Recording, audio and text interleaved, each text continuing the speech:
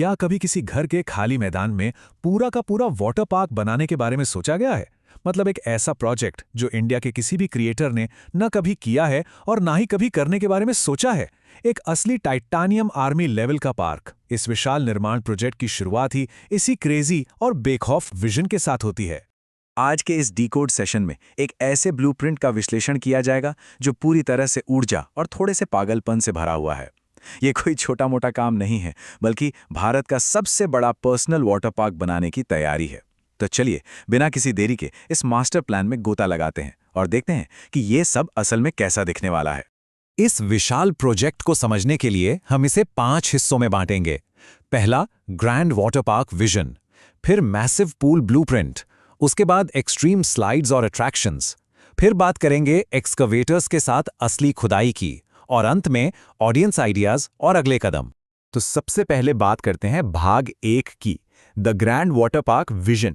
शुरुआत में टीम की सोच और फाइनल विजन के बीच का जो अंतर है ना, वो सच में काफी मजेदार है। मतलब एक तरफ टीम मेंबर्स कह रहे थे कि बस छोटे प्लास्टिक वाले पूल ले आते हैं, या नहाने वाले टब में बैठ जाएंगे, पानी के गुब्बारे फेंकेंगे, या एक छोटी सी पिंक कलर की स्लाइड लगा लेंगे। लेकिन दूसरी तरफ जो फाइनल विजन निकल कर आया, भाई साहब, वो एक विशाल आउटडोर स्टूडियो एरिया में फैले कई अट्रैक्शंस वाले भव्य वाटर पार्क का था। ये तुलना ही बता देती है कि जो बनने जा रहा है वो किसी भी नॉर्मल सोच से बहुत बहुत ऊपर है। यहाँ एक खास शब्द बार बार गूंजता है, टाइटेनियम आर्मी लेवल। अब इसका मतलब क्या है? इसका सीधा सा मतलब है कि किसी भी आम DIY या बैकयार्ड प्रोजेक्ट की सारी हदें पार कर देना। एक ऐसा स्टैंडर्ड जो एक्सट्रीम है, बहुत ही बड़े साइज का है और बेहद महत्वाकांक्षी है। इसी जिद्दी मानसिकता के साथ इस वाटर पार्क की नींव रखी जा रही है।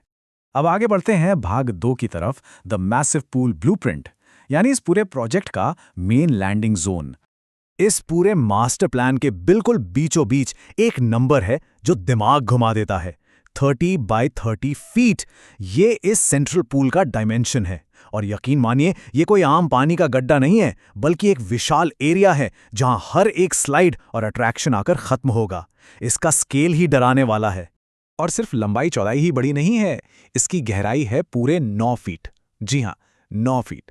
लीडर ने तो मजाक मजाक में टीम से ये तक कह दिया कि भाई, जिसे तैरना नहीं आता ना, उसके पास तैरना सीखने के लिए सिर्फ 7 दिन का टाइम है।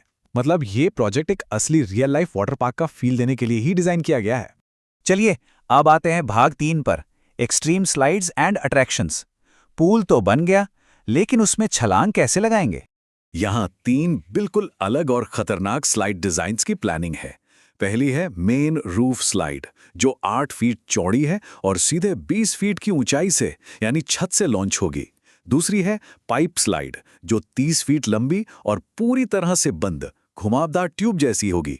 और तीसरी है ग्राउंड स्लाइड, जिसे जमीन पर ही लंबी दूरी तक बहुत तेजी से फिसलने के लिए डिजाइन किया गया है।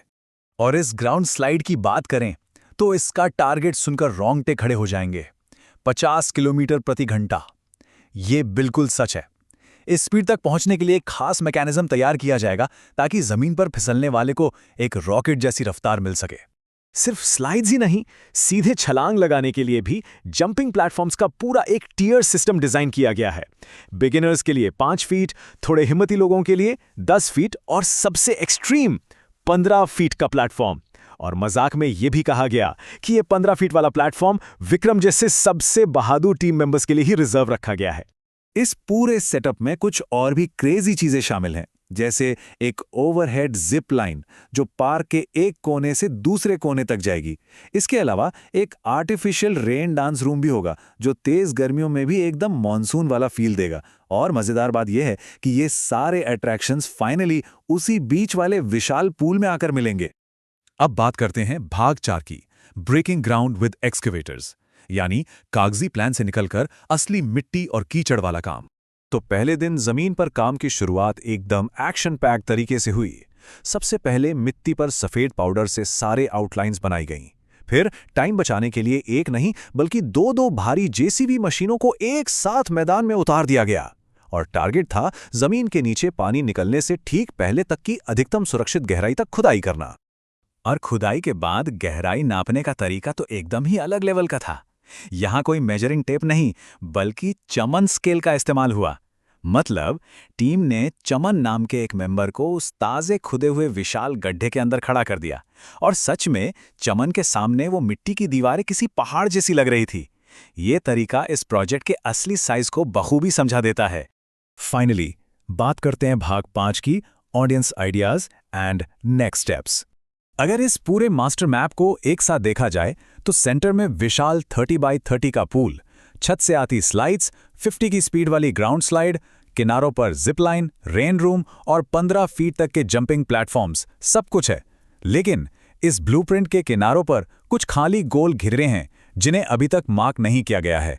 और यहीं पर आकर ये विश्लेषण अपने सबसे दिलचस्प मोड़ पर पहुंचता है। ये प्रोजेक्ट इतना बड़ा है कि इसे सिर्फ एक टीम की सोच से नहीं बनाया जा सकता। ऐसे में ये सवाल उठता है कि इस ब्लूप्रिंट के बचे हुए उन खाली घेरों में और कौन से एक्सट्रीम और पागलपन भरे फीचर्स जोड़े जाने चाहिए। इस विशाल पर्सनल वाटर पार्क को पूरा करने के लिए अब क्या बाकी रह गया है? सोचने वाली बात है ना। खैर, उम्मीद है कि आज के इस डीकोड से इस अद्भुत प्रोजेक्ट के विशाल आकार और इसकी असीमित महत्वाकांक्षा को गहराई से समझने में जरूर मदद मिली होगी।